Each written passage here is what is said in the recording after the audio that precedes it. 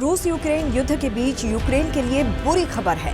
Ukraine को उसी के सैनिक धोखा दे रहे हैं। यूक्रेन के सैनिक रूस के आगे इतने बेबस हो गए हैं कि उसी के सामने घुटने टेकने को मजबूर हैं। नमस्कार, आप देख रहे हैं जनभावना टाइम्स। आपके साथ मैं हूं अंकिता। रूस यूक्रेन युद्ध शुरू हुए 1.5 साल से ज्यादा का समय बीत जाने के बाद भी युद्ध का कोई भी सटीक हल नहीं निकल पाया है। ना ही युद्ध समाप्त हो रहा है और ना ही किसी नतीजे पर पहुंच रहा है, बल्कि अब ये युद्ध ऐसे मोड़ पर आ गया है जहां ये दोनों एक दूसरे को नुकसान पहुंचाने के हर तरीके अपना रहे हैं। रूस को यूक्रेन करारा जवाब दे रहा है। दरअसल नाटो देश की मदद से यूक्रेन रूस पर ड्रोन अटैक कर रहा है। हालांकि यूक्रेन रूस से लड़ने के लिए अपनी पूरी ताकत का इस्तेमाल कर रहा है, लेकिन फिर भी अब यूक्रेन की आर्मी रूस के सामने हथियार डाल रही है। खबरों की माने तो यूक्रेनी सैनिकों के सरेंडर करने की संख्या 10,000 को पार कर चुकी है।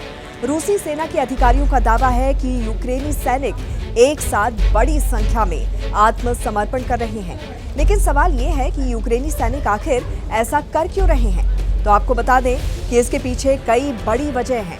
दरअसल जब रूस ने यूक्रेन पर हमला किया तो बड़ी संख्या में आम लोगों को सेना में भर्ती किया गया था। इन लोगों को ना तो सेना का अनुभव था और ना ही सेना में भर्ती होने की ट्रेनिंग मिली थी। ऐसे में अपनी जान बचाने के लिए फ्रंट लाइन पर पहुंचकर ये लोग रूसी सेना के सामने सरेंडर के लिए संपर्क कर रहे हैं।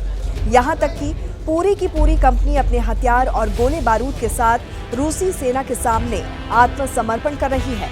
इसके अलावा बड़ी तादाद उन लोगों की भी है जो रूसी समर्थक हैं और अब तक अंडरग्राउंड थे।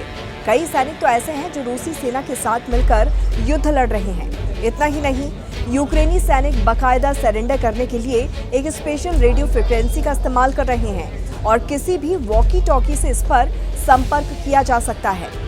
रेडियो फ्रिक्वेंसी 149.200 पर कोड वर्ड वोल्गा के साथ संपर्क किया जा रहा है।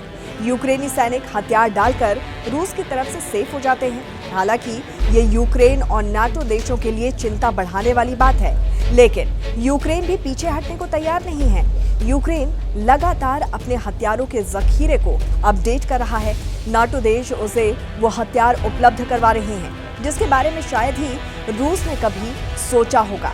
तो अब इसको लेकर आपकी क्या राय है, जरूर हमें बताइए कमेंट करके। जुड़े रहिए जनभावना टाइम्स के साथ।